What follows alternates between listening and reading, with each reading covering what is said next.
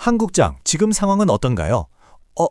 하는 사이에 지수가 6,300에서 5,000선 턱 밑까지 수직 낙하했다가 V자 반등으로 5,500 주위에 있습니다. 남들 오를 때 같이 오르는 건 좋았는데 떨어질 때는 전 세계에서 가장 깊고 빠르게 추락하고 있어요. 왜 하필 한국일까요? 미국도, 일본도, 심지어 우리와 산업 구조가 비슷한 대만도 이 정도는 아닌데 왜 우리만 이렇게 가혹하게 두들겨 맞고 있는 걸까요? 단순히 중동 때문에 떨어졌다는 뻔한 뉴스 말고 여러분의 소중한 돈이 왜 녹아내리고 있는지, 그리고 이 공포의 끝에서 우리가 잡아야 할 마지막 통화줄은 무엇인지 아주 적나라하게 분석해 드릴게요. 지금 시장에는 수급 고임, 심리 붕괴, 그리고 지정학적 위기까지 한꺼번에 터져 나왔습니다. 가장 먼저 던져야 할 질문은 이겁니다. 왜 유독 한국인가? 라는 질문이죠. 여기에는 아주 뼈아픈 역설이 숨어 있어요. 작년 코스피 상승률 76%라는 숫자가 바로 그 증거입니다. 그런데 문제는 내려올 때예요. 너무 가파르게 올라갔으니 내려오는 길도 가파를 수밖에 없거든요. 주식시장에는 평균 회귀라는 법칙이 있습니다. 너무 많이 올랐기 때문에 때리는 매도세도 그만큼 매서운 거죠. 고무줄을 끝까지 잡아당겼다가 놓으면 반대편으로 더 강하게 튀어나가는 것과 같은 원리예요. 여기서 많은 분이 오해하시는 게 있습니다. 우리나라 수출도 안 되고 기업들이 돈을 못 벌어서 망하는 징조 아니냐고 하시는데 사실은 조금 다릅니다. 우리 기업들의 이익 체력 자체가 작년보다 반토막 난 건 아니거든요. 진짜 문제는 기대치와 현실의 괴리입니다. 시장은 항상 미래를 먹고 살잖아요. 작년에 그 뜨거웠던 상승은 앞으로 한국 반도체가 세상을 지배할 거야, 2차 전지가 세상을 바꿀 거야 라는 장밋빛 전망을 선반영했던 거죠.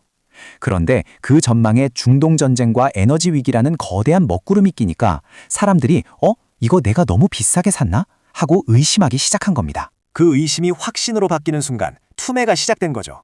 더욱 뼈아픈 현실은 한국 시장이 글로벌 증시의 ATM 취급을 받는다는 사실입니다. 상상해보세요. 여러분이 전 세계에 투자하는 거대 펀드 매니저입니다. 중동에서 전쟁이 터지고 달러가 귀해질 것 같아요. 그럼 현금을 급하게 마련해야겠죠? 그때 어떤 주식을 먼저 팔까요? 잘 안 팔리는 주식? 아니요. 가장 거래가 활발하고 작년에 수익이 많이 나 있는 주식을 먼저 팝니다. 그게 바로 한국의 삼성전자와 SK하이닉스였던 거예요. 우리 기업이 못나서가 아니라 너무 잘 나갔기 때문에 현금화의 1순위 타겟이 된 비극인 거죠. 자, 그런데 진짜 무서운 건 사실 지수 그 자체가 아닙니다. 우리의 발목을 잡고 있는 더 거대한 유령이 있거든요. 바로 환율과 비기축 통화의 문제입니다. 환율이 1,500원을 넘어가면 어떤 일이 벌어지는지 아십니까? 외국인들이 삼성전자를 팔 수밖에 없는 진짜 공포가 거기 숨어 있습니다. 파트 2. 구조적 취약점. 한국 경제의 아킬레스건. 이제 우리 경제의 심장부를 찌르는 진짜 아픈 곳을 이야기해 볼게요. 바로 에너지 안보와 환율입니다. 여러분, 우리나라가 기름 한 방울 안 나는 나라라는 건 다들 아시죠? 그런데 이게 평상시에는 그냥 그런가 보다 해요. 하지만 전쟁이 터지면 이야기가 완전히 달라집니다. 특히 이번 중동 사태의 핵심인 호르무즈 해역. 여기가 왜 중요할까요? 지도를 한번 떠올려 보세요. 사우디, 쿠웨이트, 이라크에서 나오는 기름이 전 세계로 나가려면 반드시 지나야 하는 좁은 골목길이 바로 호르무즈입니다. 그런데 우리나라는 원유 수입의 약 70%를 이 좁은 골목길에 의존하고 있어요. 만약 여기가 봉쇄된다? 이건 단순히 기름값이 오르는 문제가 아닙니다. 대한민국 공장 전체가 멈출 수도 있는 국가 비상사태인 거죠. 주식시장은 이 불확실성을 세상에서 제일 싫어합니다. 설마 막히겠어 하던 의구심이 진짜 막히면 어떡하지? 라는 공포로 변하는 순간 한국 증시는 전 세계에서 가장 먼저 매를 맞게 되는 겁니다. 여기서 환율 1,500원 시대가 열렸습니다. 많은 분이 오해하세요. 환율이 오르면 수출하는 삼성전자나 현대차는 돈 더 많이 버니까 좋은 거 아니냐고 하시는데 이건 전형적인 과거의 상식입니다. 지금은 달라요. 첫째, 환율이 1,500원까지 치솟으면 원자재 수입 비용이 감당이 안 됩니다. 기름값, 가스값, 반도체 부품값까지 다 달러로 사오는데 원화 가치가 떨어지니 기업들이 벌어들인 수익을 고스란히 에너지 비용으로 다 뺏기는 거예요. 둘째, 더 무서운 건 외국인의 계산기입니다. 외국인 투자자 입장에서 생각해보세요. 삼성전자 주가가 가만히 있어도 환율이 1,300원에서 1,500원이 되면 앉은 자리에서 달러 환산 수익률이 15% 넘게 까이는 겁니다. 여러분 같으면 이 시장에 돈을 놔두겠습니까? 일단 팔고 달러로 바꿔서 도망가는 게 상책이죠. 그래서 환율 급등은 그 자체로 외국인 자금 유출의 트리거가 됩니다. 지금 우리가 겪고 있는 하락은 기업의 가치 문제가 아니라 국가 화폐의 신용도 전쟁인 겁니다.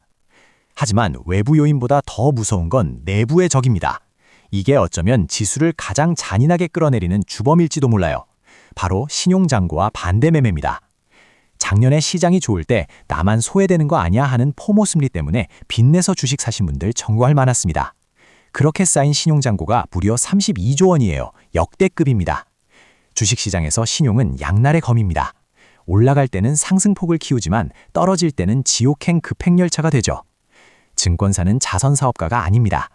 여러분이 빌린 돈으로 산 주식의 가치가 일정 수준 밑으로 떨어지면 여러분의 의사와 상관없이 다음 날 아침 8시 40분에 시장가로 주식을 팔아버립니다. 이걸 반대매매라고 하죠. 누군가의 주식이 반대매매로 시장가에 던져지면 주가는 더 떨어지겠죠. 그럼 그 하락 때문에 또 다른 사람의 신용담보 비율이 깨집니다. 그럼 다음 날 또 반대매매가 나오죠. 이게 바로 매물이 매물을 부르는 악순환, 즉 투매의 소용돌이입니다. 파트 3.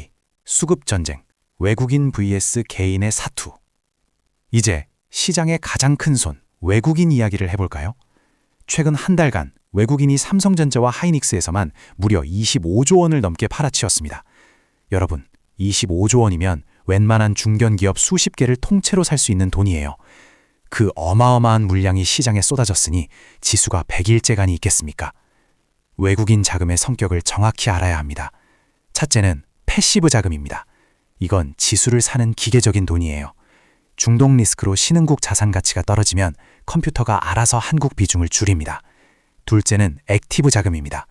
펀드 매니저들이 직접 판단해서 움직이는 돈이죠. 이들이 삼성전자를 던진다는 건 단순히 지수가 무서워서가 아니라 당분간 한국 반도체의 미래가 없다고 판단했다는 아주 무서운 신호입니다. 외국인이 저렇게 던질 때 누가 다 받아냈나요? 맞습니다. 우리 개인 투자자들입니다. 뉴스에서는 연일 보도합니다.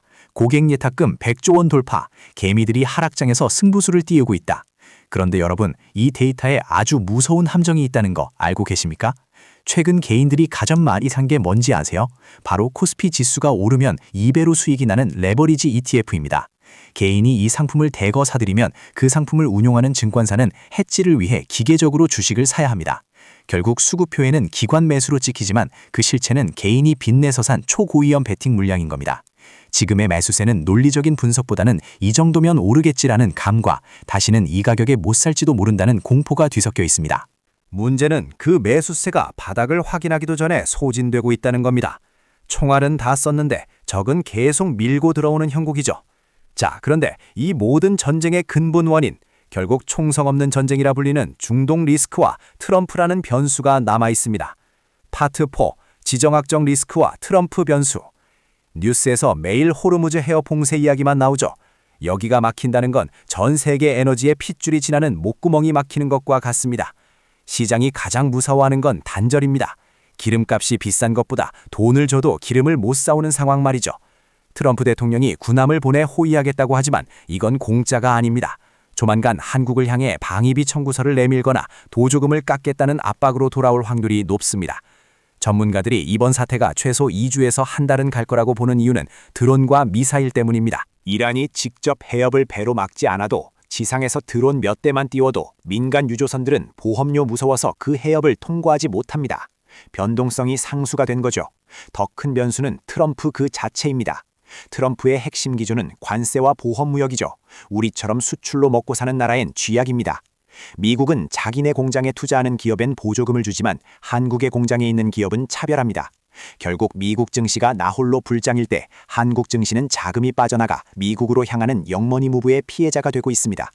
국장에 희망이 없다며 미국 주식으로 떠나는 서학개미들이 늘어나는 것도 결국 이 구조적 결함을 본능적으로 느끼기 때문입니다. 파트 5. 향후 전망 및 행동 지침. 이제 가장 중요한 질문에 답할 시간입니다. 그래서 바닥이 어디야? 지금 지수가 5천선 턱 밑까지 밀리면서 공포가 크게 달해 있죠. 결론부터 말씀드리면 지금은 심리적 바닥에는 이미 진입했습니다. 코스피 5천선은 우리나라 상장사들의 자산 가치, 즉 장부 가격 기준으로 봐도 거의 헐값 수준에 도달했다는 뜻입니다. 회사를 지금 당장 다 팔아서 현금으로 나눠줘도 이 가격보다는 많이 받겠다는 수준까지 온 거죠. 역사적으로 한국 증시는 PBR 0.8배 수준에 오면 예외 없이 반등했습니다. 하지만 V자 반등은 기대하기 힘듭니다. 중동 리스크가 해소되는데도 시간이 걸리고 외국인이 다시 돌아오는데도 명분이 필요하기 때문입니다. 지금부터 우리가 마주할 시장은 지루한 박스권일 가능성이 높습니다.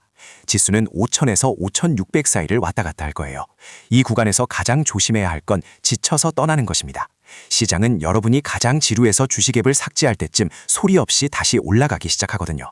오늘 내용을 딱 3줄로 요약해 드릴게요.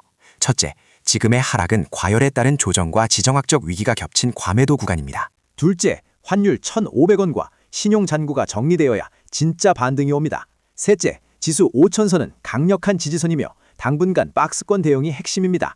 주식시장은 인내심 없는 사람의 돈을 인내심 있는 사람에게 옮기는 거대한 장치일 뿐입니다. 지금 이 공포를 논리로 이겨내고 차분히 대응하신다면 머지않아 다시 찾아올 불장에서 여러분은 구경꾼이 아닌 주인공이 되어 계실 겁니다. 시장은 항상 우리를 시험하지만 결국 공부하고 버티는 자가 승리합니다.